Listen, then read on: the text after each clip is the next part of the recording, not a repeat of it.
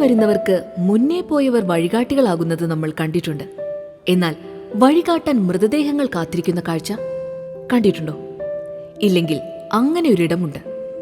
ഭൂമിയിലെ ഏറ്റവും വലിയ ഉയരത്തിലേക്ക് മനുഷ്യൻ പിടിച്ചു കയറുമ്പോൾ മുന്നേ പോയവരിൽ പലരും മരിച്ചു മരവിച്ച് പിന്നാലെ വരുന്നവന് വഴികാട്ടിയായി മാറുന്ന വിധി.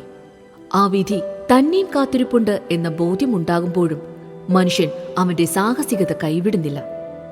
ഏകദേശം 200 മൃതദേഹങ്ങൾ ഇപ്പോഴും വഴികാട്ടുന്ന എവറസ്റ്റ് കൊടുമുടി കീഴടക്കിയവരും തോറ്റു പിന്മാറിയവരും ഏറെയാണ്.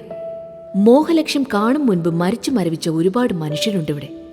കാലാവസ്ഥയും അപകടങ്ങളുമാണ് എവറസ്റ്റ് കയറുന്നവർ നേരിടുന്ന പ്രധാന പ്രശ്നങ്ങൾ.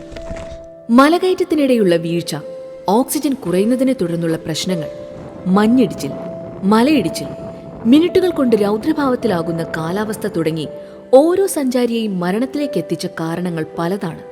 എവറസ്റ്റിലേക്കുള്ള പാതയിൽ പലപ്പോഴും പൊടുന്നനെ ചുഴലിക്കാറ്റുകൾ പ്രത്യക്ഷപ്പെടാം. മലകയറ്റക്കാരെ പറിച്ചെറിയാൻ പോകുന്ന ശേഷിയുണ്ടാകും ഇത്തരം കാറ്റുകളിൽ പലതിനും. തളർച്ചയെ തുടർന്ന് ഒരല്പനേരം വിശ്രമിക്കാനിരുന്നവർ ഉറക്കത്തിലേക്കും തുടർന്ന് ശരീരം മരവിച്ച് മരണത്തിലേക്കും യാത്രയായിട്ടുണ്ട്. എവറസ്റ്റ് കീഴടക്കുന്ന ഏതൊരാളോട് ചോദിച്ചാലും ഈ മരവിച്ച ദേഹങ്ങളെക്കുറിച്ചറിയാം. ഇവരുടെ മനസ്സിൽ ഒരിക്കലും മരിക്കാത്ത ഓർമ്മകൾക്ക് കാരണമായിട്ടുണ്ട് പലയിടത്തായി ചിതറിക്കിടക്കുന്ന 200-ലേറെ സഞ്ചാരികളുടെ മഞ്ഞിലുറഞ്ഞ ദേഹങ്ങൾ. എവറസ്റ്റ് ബേസ് ക്യാമ്പിൽ എത്തണമെങ്കിൽ തന്നെ 7 ദിവസം മല കയറണം. 2 ആഴ്ച കാലാവസ്ഥയോട് പൊരുത്തപ്പെടുന്നതിനായി ഇവിടെ ചെലവഴിച്ച ശേഷമാണ് എവറസ്റ്റ് കീഴടക്കാൻ ഓരോ സഞ്ചാരികളും ശ്രമിക്കുക.